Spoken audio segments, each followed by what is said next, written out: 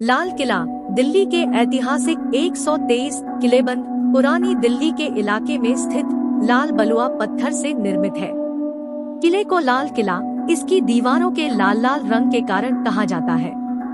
इस ऐतिहासिक किले को वर्ष 2007 में यूनेस्को द्वारा एक विश्व धरोहर स्थल चयनित किया गया था। भारत की राजधानी दिल्ली में स्थित लाल किला देश की आन बान शान और देश की आजादी का प्रतीक है।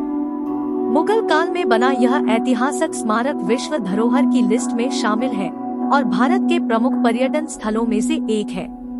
लाल किला के सौंदर्य, भव्यता और आकर्षण को देखने दुनिया के कोने कोने से लोग आते हैं और इसकी शाही बनावट और अनूठी वास्तुकला की प्रशंसा करते हैं। यह शाही किला मुगल बादशाहों का न सिर्फ राजनीतिक केंद्र है बल्कि यह औपचारिक केंद्र भी हुआ करता था, जिस पर करीब 200 सालों तक मुगल वंश के शासकों का राज रहा।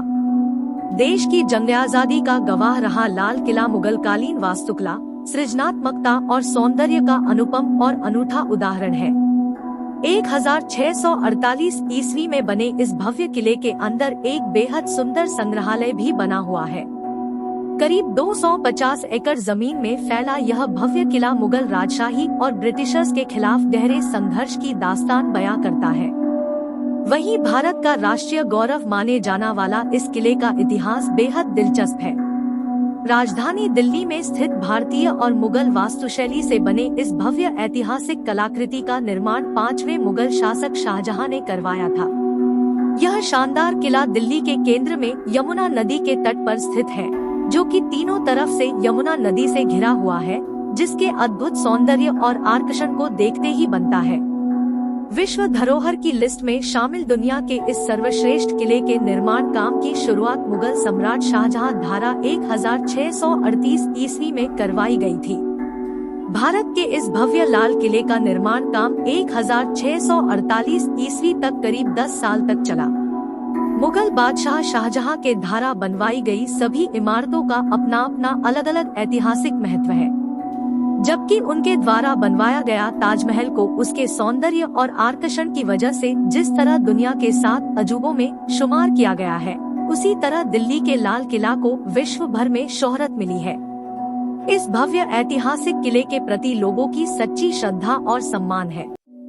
आपको बता दें कि शाहजहां इस किले को उनके द्वारा बनवाए गए सभी किलों में बेहद आकर्षक और सुंदर बनाना चाहते थे, इसलिए उन्होंने 1638 ईस्वी में ही अपनी राजधानी आगरा को दिल्ली शिफ्ट कर लिया था और फिर तल्लीनता से इस किले के निर्माण में ध्यान देकर इसे भव्य और आकर्षक दिया था।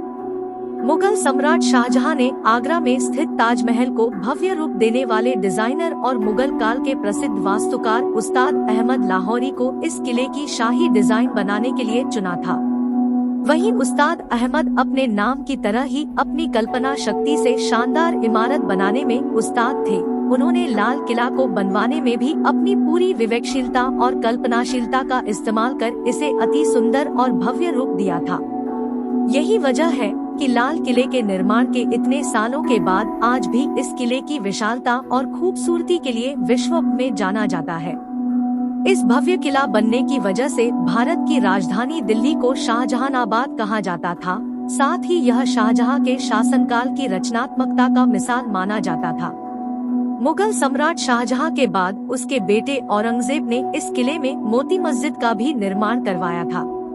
वहीं 17वीं शताब्दी पर जब लाल किले पर मुगल बादशाह जहांगीर शाह का कब्जा हो गया था, तब करीब 30 साल तक लाल किले बिना शासक का रहा था। इसके बाद नादिर शाह ने लाल किले पर अपना शासन चलाया। आए सके बाद 18वीं सदी में अंग्रेजों ने लाल किले पर अपना कब्जा जमा लिया और इसे किले में जमकर लूटपाट की। भारत की आजादी के बाद सबसे पहले देश के पहले प्रधानमंत्री जवाहरलाल नेहरू ने इस पर तिरंगा फहराकर देश के नाम संदेश दिया था।